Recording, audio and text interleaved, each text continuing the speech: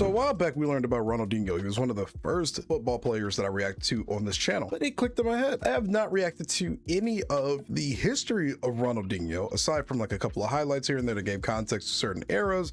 Otherwise, I haven't reacted to anything about what he did, who he was, and so forth. So today we've got a special video from Daily Dose of Football when the best player on the planet was an 18-year-old street footballer. And this is specifically, of course, talking about Ronaldinho. So, you know what upsets me? Outside of Brazil, no one ever talks about what a teenage Ronaldinho was like. People act like he just showed up one day as a 24-year-old ready to take the Ballon d'Or when, really, at that point, he had 6 seasons under his belt with 287 appearances for club and country. And I mean, you know the guy.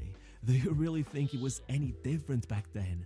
Read any old Brazilian newspaper and they'll tell you he was already the most entertaining player in the world. The world just didn't know it. Makes sense. The only story from back in his time in Brazil that ever really hit the mainstream is that at 13 years old, he made it to the newspapers after scoring 23 goals in a single match. But that was nothing. Even Bro, who was he playing against? Those kids were terrible. They were just representing their school. They had never even been in a real academy. What really made him a local celebrity from the time he was 7 years old was that his brother, Assis, was a wonder kid himself. Back then, at just 17 years of age, he was already scoring in a final of the Brazilian Cup to take Gremio to the first title in their history. He was lining up for a transfer to the Serie A. He had Scolari claiming he was the biggest talent in Brazil. But regardless of any of that, whenever the press would talk to their father, he'd always say, Assis is very good, but wait for our little guy, he's the real star in the family. That's kind of messed up. As if he was already preparing the world for a future that he unfortunately would not be part of. That same year, after arriving home from futsal practice, Ronaldinho was greeted with the kind of words no kid is ever prepared to hear. There was an accident. Daddy is gone. His father had suffered a heart attack, fallen into the pool, and drowned. Still, no matter how traumatizing that was, over the years there was one piece of advice that was always the first to pop into Ronaldinho's head every time he remembered him. Whenever you play football, play beautifully. His dad was a football fanatic. I mean, everyone in the family was, but that man, he took an extra job in his free time parking cars at Gremio Stadium just so he could be closer to the club. You see, with a family coming from Porto Alegre, right by the Brazilian border, they were closer to Uruguay than they were to Rio. For one of them to make it to the top of Brazilian football was much more far-fetched than it would be for any of the players that would eventually line up alongside him. So 2 years later, once all of his brother's dreams slowly started to fade following a devastating injury, to honor his dad's advice was to honor his memory. In Ronaldinho's own words, every time I had the ball at my feet, it felt like he was standing by my side. It was no longer just a dream, it all became a mission. You could just see it in his play. The next few years, no matter how many academy coaches told him he was just a street footballer, that playing like that, he'd never become a proper player, he kept true to his father's philosophy, and by the time he turned 16, he was already donning that bright yellow shirt, assisting both of Brazil's goals in their final against Argentina to become an under-17 South American champion and to make his way to the Youth World Cup, where after 2 more assists in yet another final, Ronaldinho would be lifting the trophy alongside his teammates right in front of the pyramids of Egypt.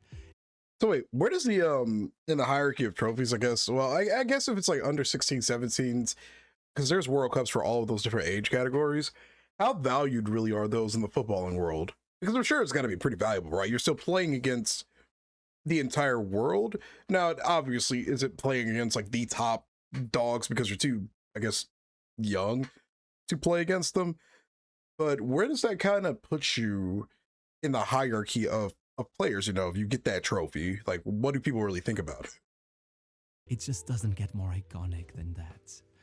At this point, Gremio had no alternative but to put him in the first team. I mean, from his first training session with them, all the players were gossiping about him in the locker room, claiming that his family was right, that this one was a master of the ball, and so, refusing to go easy on him, they put him straight into the starting 11 for a Copa Libertadores match against Vasco, put him in charge of all set pieces, and he proved he was ready right then and there, first hitting the crossbar with a free kick, and then putting in the corner that led to their winning goal. Regardless, Damn. even if a month later, Ronaldinho would already be getting his first goal with a screamer against Guadalajara. Over that first season, he struggled to get much playing time, falling out of favor with manager Celso Roth, who was frustrated by how often the federation would call him up to represent the youth national teams.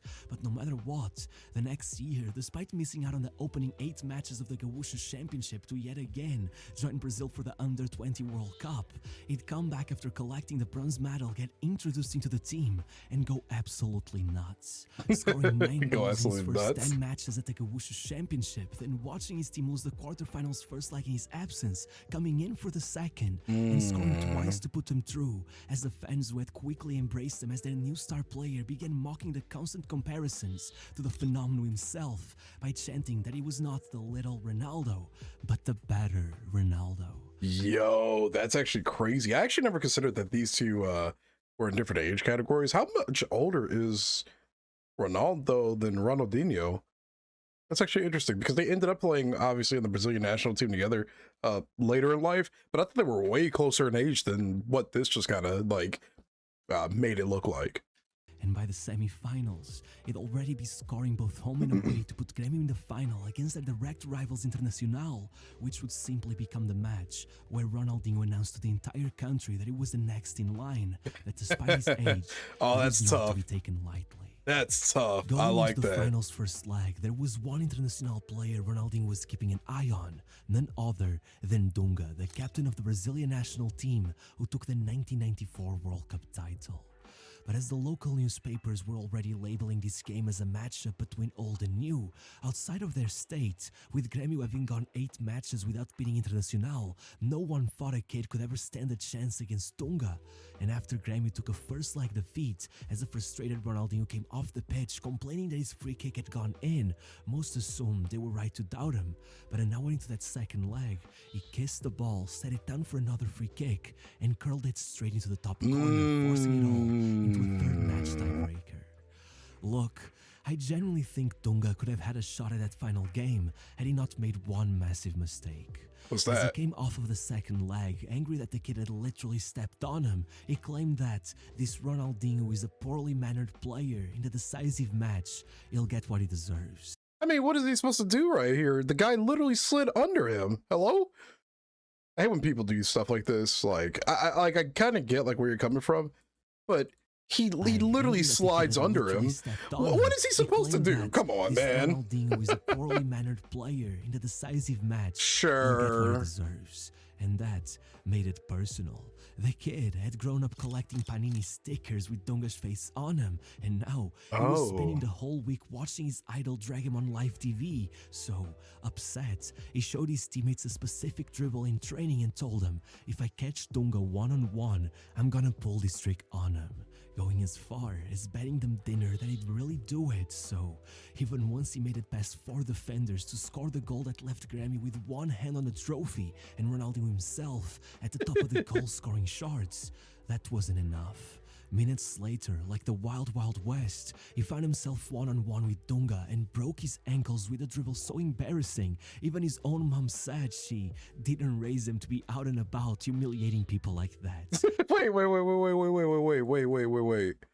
I could not track, like, he kicked it with his right foot behind his left. Like the It looked like he lumped it around his left foot. And broke his ankles with a dribble. Oh, that's insane. Even his own mom said she didn't raise him to be out and about humiliating people like that. And yet, to make it all worse, then he'd pull a sombrero on him, securing the trophy as the fans ran into the pitch to thank him, and making sure to tell the press that I could have done much worse. He actually got off easy.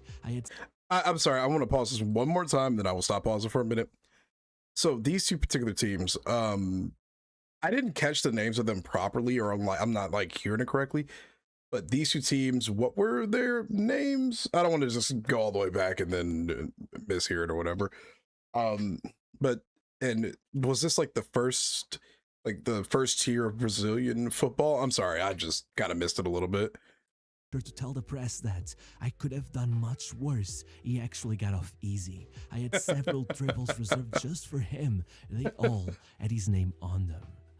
After that performance, Ronaldinho with Vanderlei Luxemburgo beating himself up over the fact he'd locked in his Copa America call-up without putting his name on it. But thankfully for him, Edilson pretty much incited a riot by showboating in the middle of a match, so Vanderlei used that as justification to cross his name off the list and bring Ronaldinho instead, even though, at that point, there were only 9 days left until the start of the tournament. The whole thing was so sudden that Ronaldinho was made aware of his call-up while he was still celebrating the Gaúcho Championship win live on TV, at first generally insisting that they had to be pranking him, though somehow 5 days later he was already being brought into a friendly against Venezuela for his national team debut, and I kid you not, with his first ever touch he lifted the ball over the defender, made it past another, and smacked in the half volley for his first ever goal. And though in that Copa America it'd still play a minor role as Rivaldo and Ronaldo led them to the title, just 10 more days after that final, the Confederations Cup began, and there, he blew any expectations out of the water. In the first game, he scored 1 and assisted 2 to demolish Germany 4-0. I'm sorry, what was the Confederations Cup again? Is that I think I've heard about this before. It's when South America plays against like a certain number of European teams. It's like the national teams or something. I'm sorry. There's so many cups. It's, as a guy who's still, learning about a lot of things, there's a lot of things I'm retaining and remembering, but there are so many cups in this damn sport. Germany 4-0. In the second, he got their only goal against the United States. To close out the group, he got another against New Zealand, and in the semis, just wow. 11 minutes in, he had scored his first. Before the first half closed, he put in a perfect cross for Alex. In the second, he started off things by assisting another, then scored this sort of acrobatic goal. Got one more assist as the game was about to go into injury time. And once there, injury time on the cake, he pulled off maybe the goal of the tournament. 3 goals and 3 assists in an 8-2 semi-final win, a little more than a month after his national team debut. Never had a kid deserve to lift a trophy more than he did in that tournament, but unfortunately for him, neither the golden ball nor the golden boot were enough to ease his pain, as in the final, even after adding 2 more assists to his tally, they would lose regardless. Still, after starting the next season with another absurd campaign at the Gaúcho Championship, finishing just 2 goals of being the top scorer, despite missing out on a ton of matches while he was out carrying the Brazilian under-23s, with 9 goals and 4 assists in just 7 matches at the pre-Olympic tournament. Suddenly, the European clubs were all starting to make their moves. There were scouts from Barcelona, Milan and Real. PSV admitted public they intended to make him the heir to Romário and Ronaldo. Leeds United allegedly put down a 30 million euro offer, but Gremio refused to budge, instead offering Ronaldinho the chance to triple his salary by signing a contract renewal, which was precisely when the situation blew up. Ronaldinho rejected the renewal, which, alongside the fact that a law that allowed players to negotiate free transfers once they were in the final months of their contract was about to be put in place, meant that, very clearly, he and his brother, who was now his agent, were plotting an exit. So much so that Gremio's board really good. request straight to the president of Brazil to delay the approval of the new law. Regardless, no matter how scared they were, even after a massively disappointing Olympic campaign where Brazil was knocked out by a 9-man Cameroon in extra time, despite Ronaldinho having come clutch with a last-minute goal, once he made it back to Gremio to play the Brazilian Championship again, he popped off. 8 goals in the first stage, and once in the knockouts, he scored their only goal in the last 16 first leg with a stunning free kick, and then saved them in the second, assisting the away goal to put them in the quarters, where then he scored all 3 of their goals, a free kick, some standard Ronaldinho magic, and finally a penalty that he won after putting his teammate through with an incredible backheel touch. Suddenly, they were only 1 step away from the final, but before didn't even touch that guy. Come on. hold of the next match, they were behind 2-0. He tried to claw their way back, going on an incredible run to score one of the goals of the season and then putting in another free kick. But in the end, Gremio ended up settling for a defeat regardless, thanks to a second leg humiliation. After that, they had the newspapers labeling them as Ronaldinho Football Club, as everyone could see that they would be nothing without him, which would become a much more serious problem when just a few weeks later, after Ronaldinho narrowly missed out on the Player of the Year award to Romário, his contract reached its final 3 months, and PSG announced out of nowhere that they were in negotiations with him, with a player who had once claimed that, for Gremio, he would play for free. Suddenly, everyone Damn, in he switched up on lost their minds. The club, delusionally still believing they had a say in it, even put up a banner in front of their stadium that read, "We don't sell star players, please do not insist." But really, before they knew it, he was already giving interviews in front of the Eiffel Tower, leaving it all behind and choosing to wait around in Paris for 6 months, rather than staying and dealing with the hate, which, ironically, only made it worse, as even after a whole lawsuit, Gremio ended up getting only 7 million for his signing, with Ronaldinho literally being booed out of a nightclub the next time he stepped foot in town. Damn, so it was just one of those cases where the deal itself was kind of iffy for a lot of people, and it just seemed like he didn't really show any love or whatever to like his club. But I mean, at the same time, he's young. He's got to take care of those opportunities while he has the chance to do them. I mean, you've got Romario, Ronaldo doing their things in international clubs or whatever and succeeding and being stars, you know?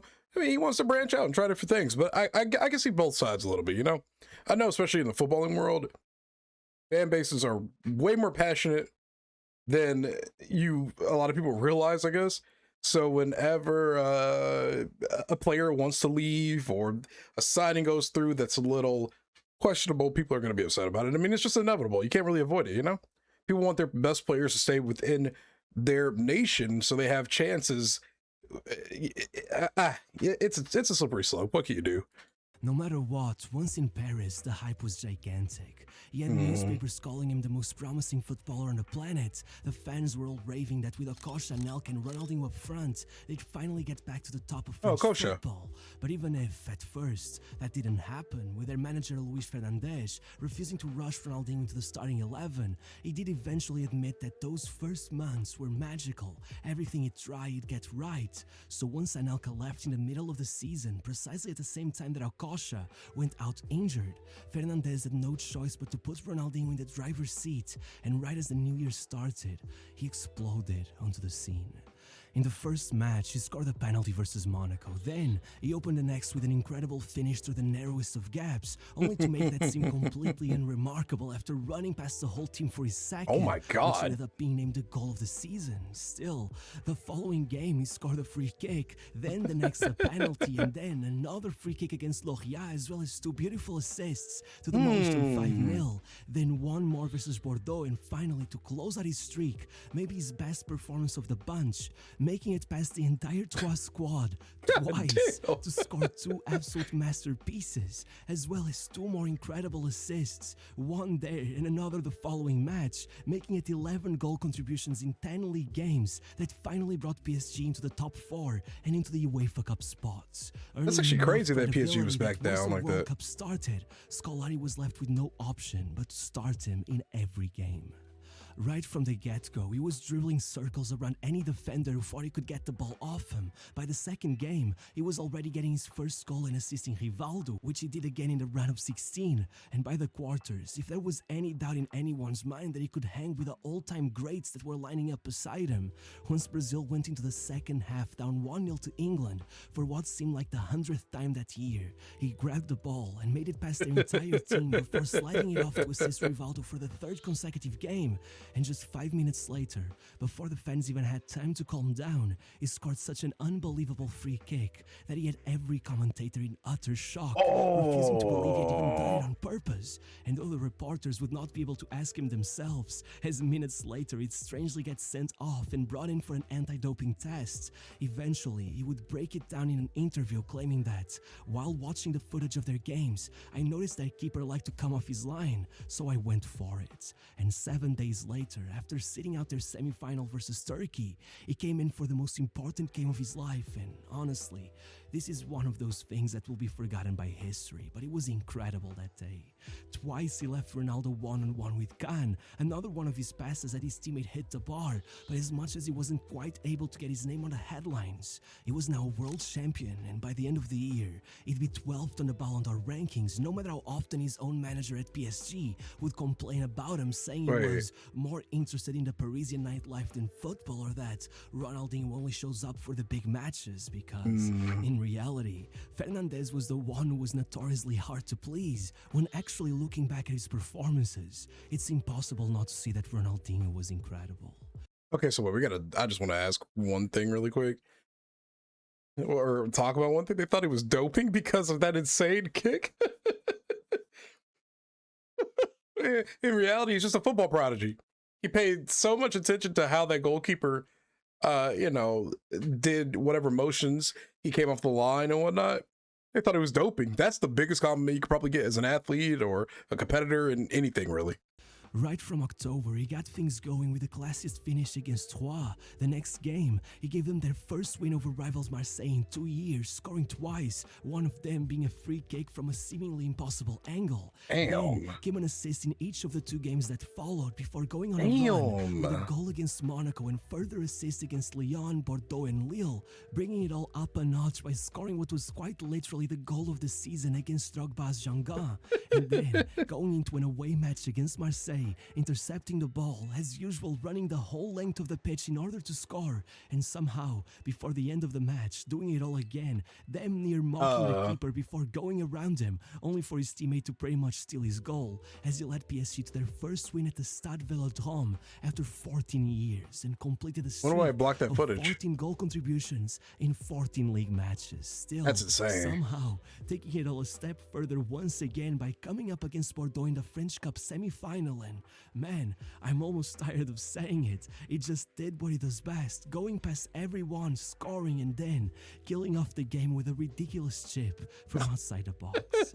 Sadly, he would end up losing the final, somehow coming out trophyless regardless, but it really didn't matter, because meanwhile in Spain, Joan Laporte had won the elections at Barcelona, and having promised the fans he'd bring Beckham to the club, he found himself with his back against the wall the moment Real beat him to the signing. But thankfully for him, it was right there that one of his right-hand men, Sandro Rosell, suggested the signing of Ronaldinho as an alternative, leading Barcelona to come in with a 35 million euro offer. That's to a snatch lot of him money. out of the hands of Sir Alex Ferguson when he was just 48 hours away from signing with United. And look, the day he signed, they had Real Madrid executives mocking Barcelona, claiming there was no point in buying him since he's so ugly he'd sink you as a brand. Pundits on TV were agreeing, claiming Laporte had betrayed the fans, that this signing was a mere cop-out. But well, a year and a half later, Ronaldinho was the new FIFA World Player of the Year, and when it comes to that brand recognition, he was on the cover of FIFA. He was the most loved player on the planet. Well,